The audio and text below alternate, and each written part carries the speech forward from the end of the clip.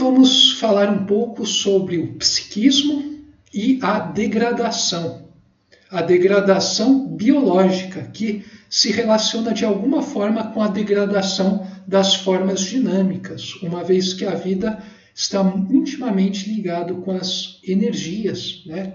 Determinados tipos de energias, para conseguir se sustentar e realizar construções psíquicas cada vez mais elaboradas.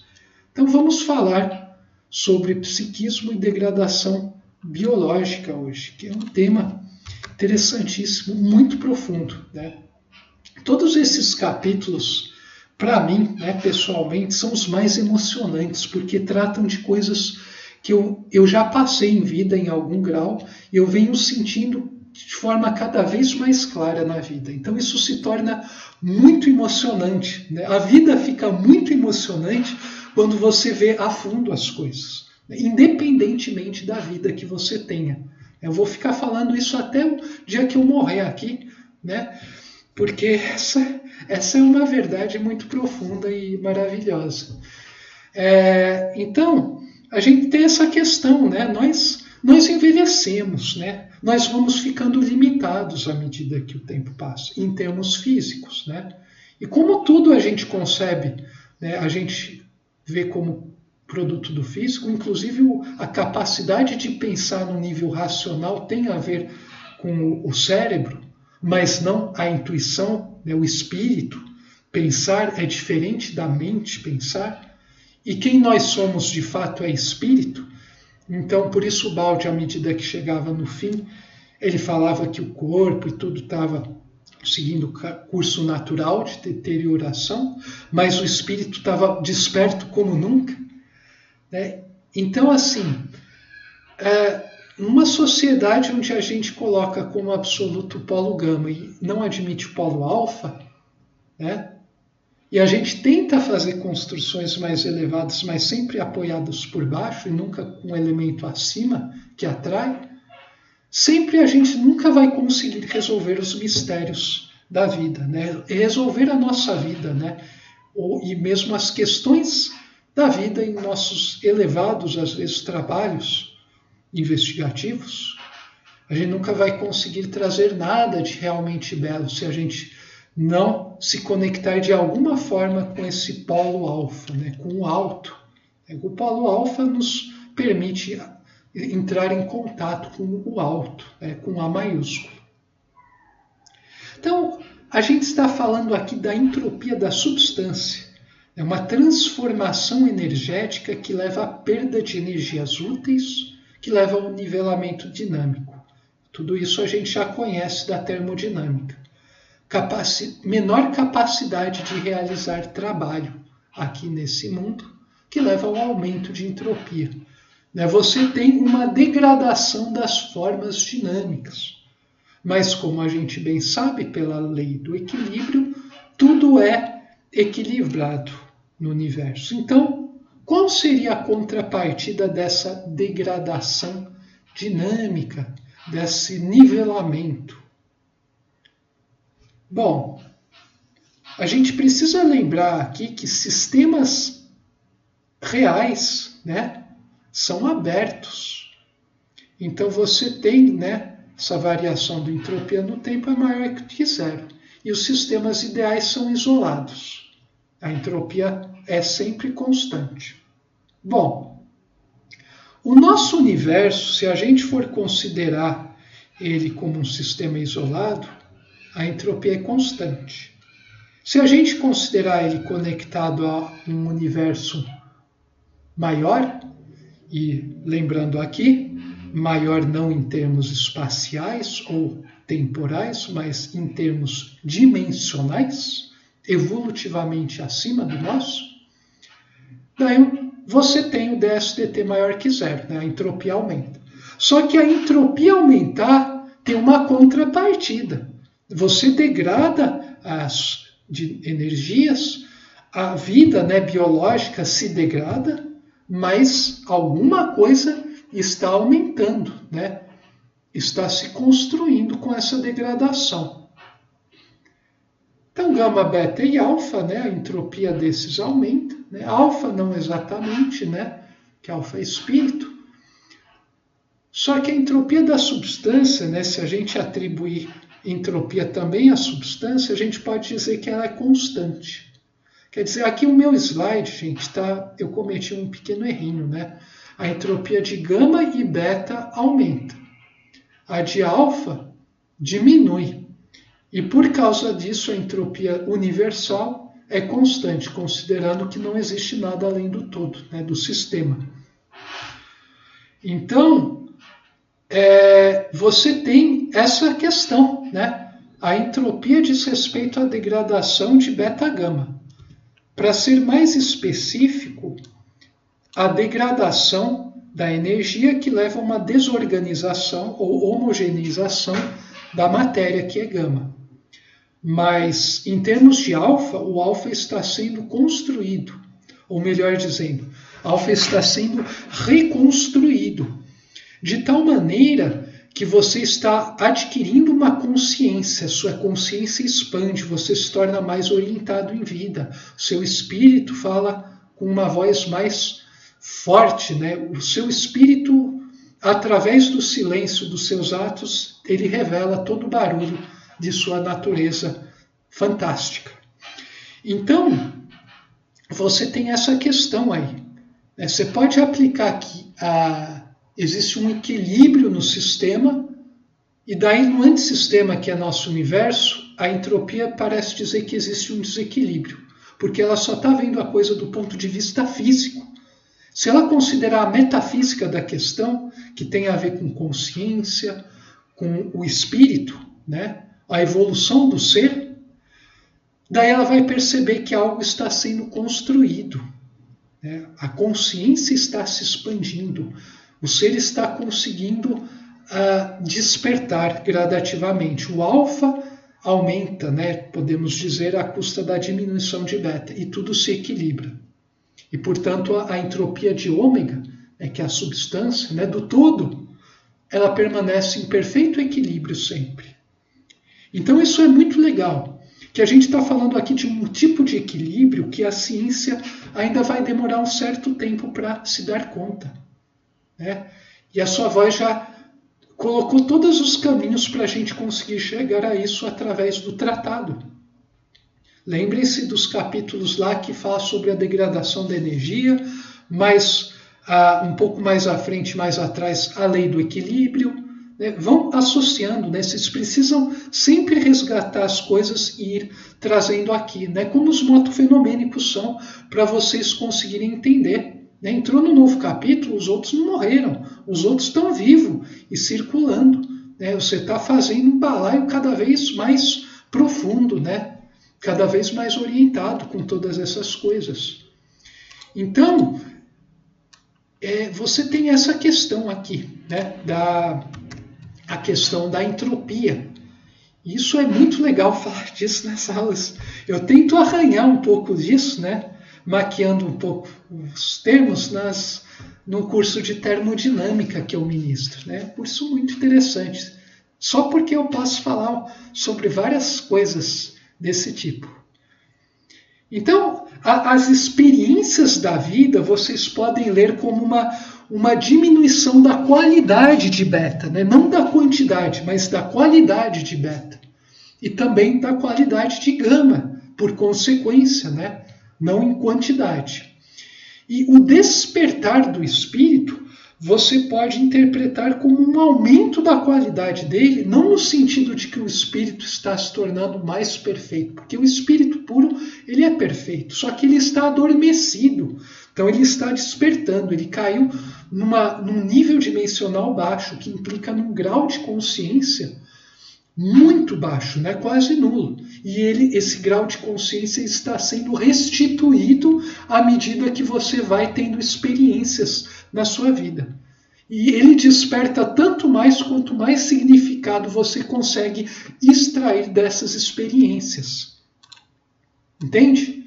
Então é muito interessante que daí, sob uma ótica dessa, né, com essa visão que está sendo oferecida por sua voz, a percepção, né, que a ciência, né, pode ter das coisas, né, as teorias futuras, elas vão ser completamente orientadoras e solucionadoras de vários problemas, de modo muito rápido e mais simples até do que eu estou vendo hoje.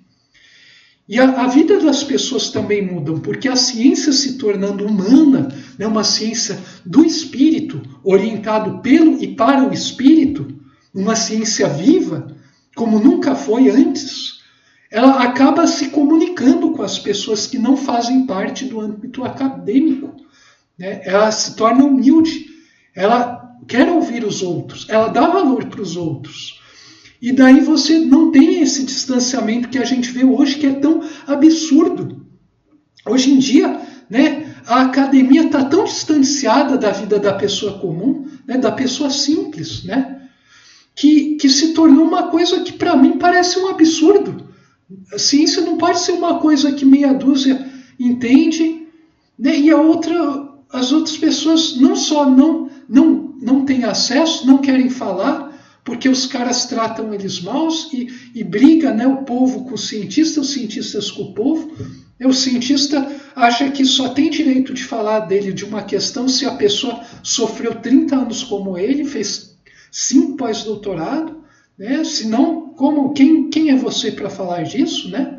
Eu percebo que muitas pessoas na área da ciência agem assim, mesmo que de forma muito, muito disfarçada, que pode vir na forma de simplesmente ignorar uma mensagem, não querer falar mais com alguém e a pessoa não dá explicação, né, para não parecer grosseiro, né, porque isso fica feio para o ego dela. Né?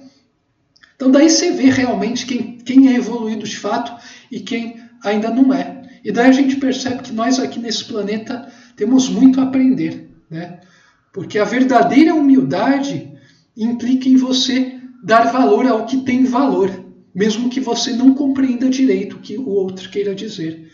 Mesmo que você pense, não está certo isso, né? Você não adquiriu essa base tal. Então não vou nem me dar ao trabalho. Isso é uma grande armadilha de nossos tempos. Né? E ainda está para nascer a pessoa que vai desmascarar tudo isso. Né? Eu acho que existe coisas tão profundas aqui que dá até vertigem quando eu começo a contemplar algumas coisas, né? Mas é coisas que eu venho adquirindo à medida que eu vou vivendo essa minha vida. Bom, muito bem. O importante aqui então disso é perceber esse equilíbrio maior. E para perceber o equilíbrio maior, você precisa considerar o polo alfa. Naquela grande equação alfa, beta, gama, beta, alfa, você precisa pôr o polo alfa. Senão, como é que você vai ter um equilíbrio se você não coloca o diametralmente oposto à gama? Não vai ter equilíbrio. Não vai ter equilíbrio. Quer dizer, você nunca vai solucionar, fechar as coisas, se você não considerar a realidade integral. Né? Então, as experiências da vida, elas desgastam o organismo biológico. Mas elas desenvolvem a consciência. E a ciência está começando a pôr um pezinho na consciência. Inclusive, eu acho interessante isso, que eu ando lendo muito artigos, né, a respeito da consciência. Eu sempre fui muito interessado por essa questão de consciência, né, percepção. E tem vários caras falando que tem um monte de estudos da consciência não chegaram a lugar nenhum até hoje, porque eles consideram que a consciência ela brota da matéria, né? Que a consciência é um epifenômeno, ou que a consciência simplesmente está no mesmo nível evolutivo da matéria. E uma coisa interpenetra a outra e as coisas são indiferenciadas. Outros ainda admitem a consciência, só que falam que a natureza de ambas são separadas. Né? E nenhuma dessas teorias de consciência, né, chega a lugar algum. Eu sempre senti isso, por isso eu não queria estudar mais a fundo. E tem caras começando a perceber isso e colocar em seus artigos. Por isso agora que eu estou começando a me interessar por algumas coisas que alguns acadêmicos têm a dizer sobre isso. Porque eu percebo que eles estão começando a perceber o tanto de baboseira que a comunidade acadêmica anda fazendo, né, nas últimas décadas. Né? E eles resgatam coisas que sujeito lá do passado falaram. Por exemplo, um monte de coisa que Leibniz trouxe, né, da questão da mônada, tudo mais está sendo trazido à tona novamente por alguns sujeitos. Agora 2023, 2024, tem sujeito começando a perceber aspectos mais profundos trazidos por gênios como Leibniz, como Spinoza, Pascal, entre outros. Estão começando a se dar conta. Os próprios trabalhos do Henri Bergson estão sendo reinterpretados à medida que a gente está se esbarrando com cada vez mais força no muro hoje em dia. Não tem saída. Se nós não admitirmos essas coisas que eu venho aqui tentando trazer ao mundo de uma maneira séria, a gente não vai dar mais um passo sequer no nosso progresso, em nenhuma dimensão. Então, voltando aqui ao caso, é justamente isso, né? Todo esse desgaste tem que servir para algo maior. Se a gente não perceber isso, a gente está perdendo a grande maravilha da vida. A gente está perdendo as coisas mais fantásticas que existem. Então, o desgaste é a entropia aumentar. O desenvolver da consciência é a sintropia intensificar. Então, isso é o importante aqui.